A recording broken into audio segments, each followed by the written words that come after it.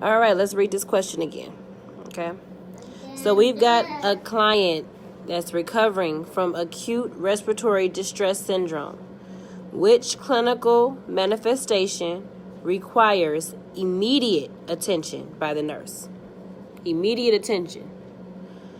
A decrease in temperature, increased oxygen saturation, a decrease in blood pressure, or an increased pulse. So you said it's acute. Mm-hmm. So you said decrease, increase pulse. Okay, so we have. You said okay, I'm I'm gonna read it again. I'm gonna read the question. A client is recovering from acute respiratory distress syndrome. Which clinical manifestation requires immediate attention by the nurse? A decrease in temperature, an increase in oxygen saturation, a decrease in blood pressure, or an increased pulse.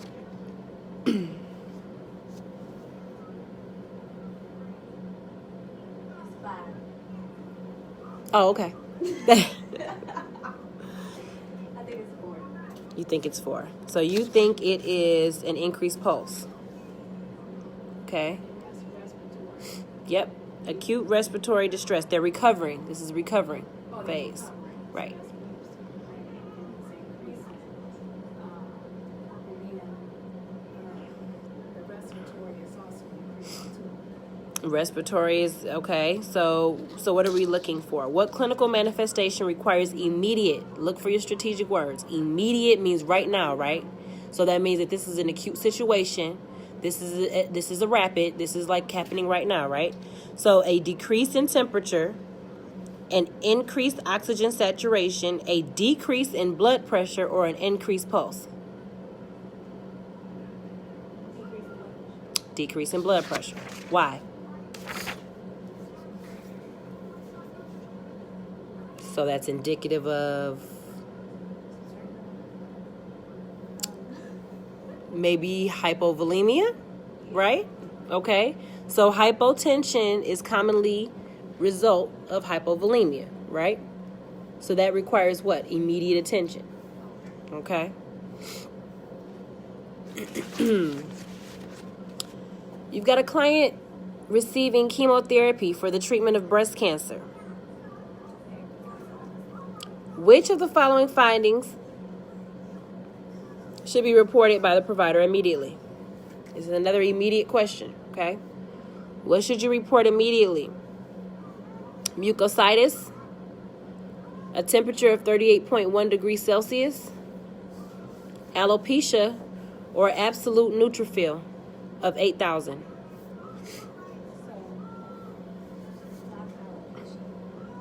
Right.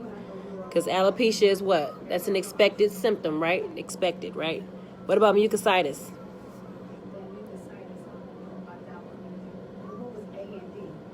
A is mucositis, D is absolute neutrophil count of 8,000, and B is a temperature of 38.1 degrees Celsius.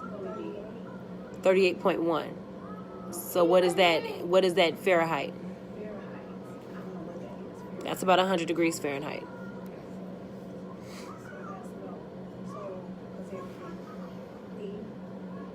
Absolute neutrophil of 8,000. Okay, and we're caring for a client who is on chemo, right? For breast cancer. So what do you expect it to be? So what would be what would we choose? Mucositis, temperature of 100 degrees Fahrenheit, alopecia, or absolute neutrophil? The temp. The temperature is indicative of a secondary disease called neutropenia. So if their temp goes up, that indicates that they have neutropenia. And for neutropenic patients, we do what? Neutropenic precautions, right? You said the temp was going down, right? The temp was 100 degrees Fahrenheit. I said it's 38.1 degrees Celsius. So what are our neutropenic precautions since we're on topic? Miss Allen, what are neutropenic precautions? Not you. I'm live. Neutropenic precautions. I'm looking.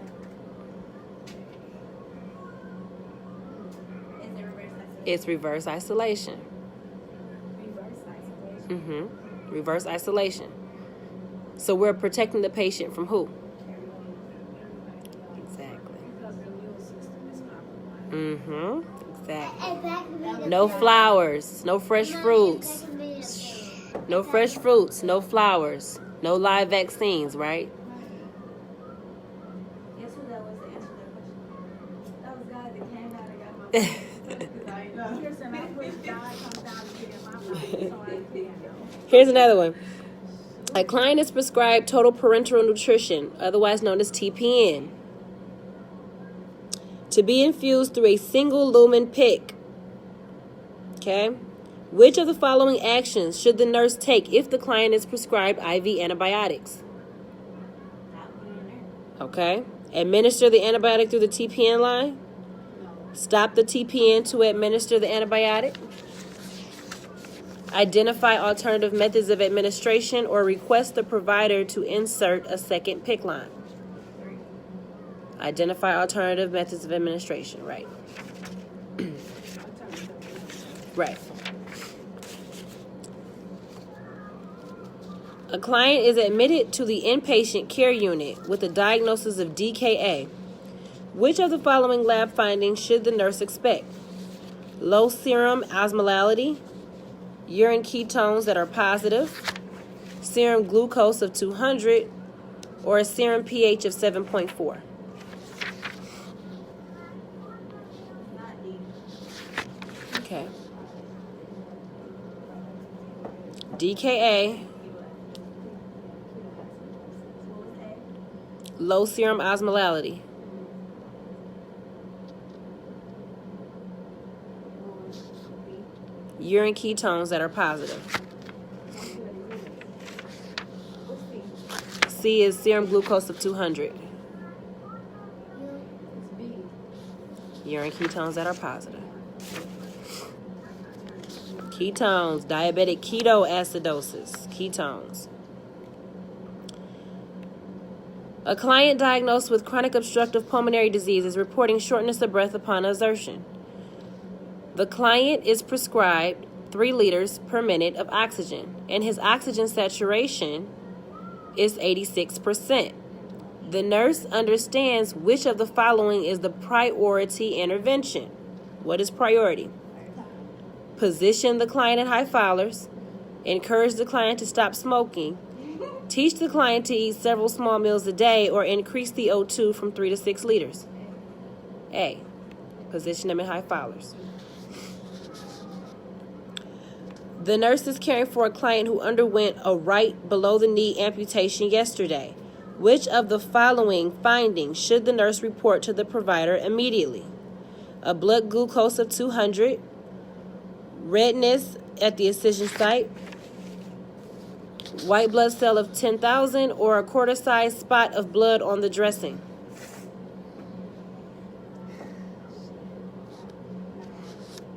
What was white blood cell count of what? 10,000. Quarter-sized spot of blood on the dressing, redness, or a blood glucose of 200. I'm gonna say the quarter size because the range is there and the wrong. With the glucose, I thought it was from the glucose was weird at the end. It is. That's why I go on that because it is. So what do you say? You say quarter size? I guess I would say blood sugar, but it's right there. It's 200 in normal blood sugar. No, 200 is. I thought 200. I think it's. I don't know. It's either it's that part, ain't it? I thought it was 180 to. I mean, No, not it's 180. 100. I mean, it's 80 Shit. to 120. I mean, shoot. I mean, it's 70 to 120 or whatever the hell it is. So what would you report? The blood The blood sugar. The blood sugar. That's why I was just looking How at did I get 200? Ms. Allen, redness is an expected finding. This patient is post-op 1 day. We expect to see redness. A client diagnosed with cervical cancer is prescribed a loop electrosurgical excision procedure, whatever that is, right? Following the procedure, which of the following findings should the nurse instruct the client to report to the provider? Elevated temp, clear vaginal discharge, spotting of blood, or mild pelvic pain? What was the first one? Elevated temp. Yeah. Elevated temp. That's what it is. Yep. Just sign up. Elevated temp. Indicative of infection, right? Right. Here's a good one. I'm sorry, that blood on Are we talking about the other question? yeah. So the quarter-size spot of blood on a dressing? Yeah, because I thought about that too. Mm-hmm. I thought about that because when in the books, I can remember them saying in some procedures, I can't remember which ones that's something to look out for. Right. Because it could be an open. Spinal tap, that's the issue. That's all. I Yeah, just okay. don't- No, it's okay. Yeah, that's it. A client diagnosed with... I read that one. Sorry, guys. A nurse is caring for a client who is scheduled for an EEG. Which statement by the client indicates a need for further education? EEG. A tracing will be obtained to evaluate my brain activity. I should wash my hair on the morning of the test. Wait, I'm sorry. We looking for A need for further education. A tracing will be obtained to evaluate my brain activity. I should wash my hair on the morning of the test. I will expect the procedure to be painless. I will not eat or drink after midnight. no. D. It's a last one, right? D. Right. Because you don't have to. Because you don't need to be NPO for an EEG, right? Okay. The nurse is caring for a client who is having difficulty swallowing. Which intervention is effective in preventing injury? Position a client in high fallers for meals. Discourage visitors at mealtime. Weigh the patient weekly or observe for evidence of aspiration. You said that she. What was the question? The question is saying that we're caring for a client with difficulty swallowing. What intervention is effective in preventing injury? And what was the first one? Position them in high fallers for meals. Discourage visitors at mealtime.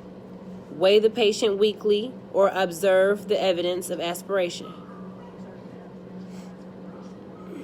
I think agree because you're trying to help her because she can't swallow. Okay, so you're saying weigh them weekly? No, you have to help them.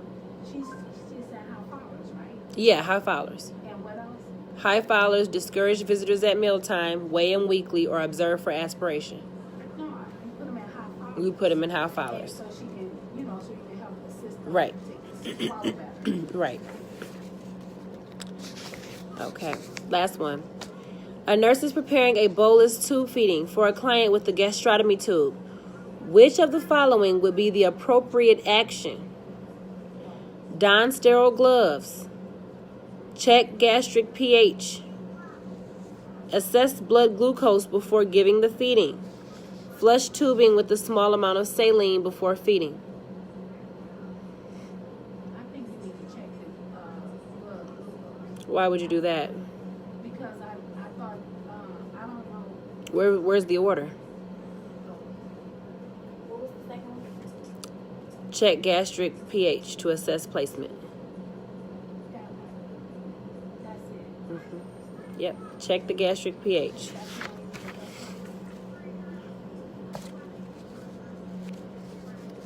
I got all this stuff confused with my system and stuff. I ain't read so much stuff and I'm confused because I just read some about the bolus. Okay. And they had something about two of the questions. The question they had some about the bolus and they had a number behind it. It was two. I just hit this on my UWorld app. Okay. And that's why I got the bolus with the glucose. But when you don't have an order, Right. And then as an LPN, you can't do it no way. You know what I mean? What was the one with the? It was saying that assess the blood glucose prior to giving the feeding, but there's We don't. they can take blood sugars. Oh yeah, it said check the blood sugar. Yeah, well, blood sugar, blood glucose is the same. Yeah, I know. I don't know why I was thinking IV. Maybe I was thinking about that. A nurse is evaluating placement of an NG tube. Which of the following is the least reliable method to determine correct NG placement? Ask the client to talk. Test the pH of the gastric contents. Aspirate to collect gastric content. Or inject air into tube and listen over the abdomen. Listen to the question. A nurse is evaluating placement of an NG tube. Which of the following is the least reliable method to determine correct NG tube placement? Ask the client to talk. Test pH of gastric contents. Aspirate to collect gastric content. Inject air into tube and listen over abdomen. That's the person to talk, the patient to talk. What do you pick? Me, I said. No. You said the least, right? No. Asking the person to talk wouldn't even be a category for checking. Exactly. But listen, they wouldn't even put that in there. So listen. Test the pH of gastric content. What you mean they wouldn't put it? I thought it was one of the options. That is one of the options, but asking the client to talk has no relevance to the question. Right, which is why. We're saying the least reliable. We're not saying that if it has relevance to the question, right? Right, so I'm listening to reliable. Least reliable. We wouldn't rely on it, period. It wouldn't be even an option. So it would be inject the air into the tube, right? I misread the question. Yep. Inject the air into the tube, right? Gotta watch out for those questions. Watch out for those words. Strategic words. Did that mess? Strategic words, right? Okay. That's it.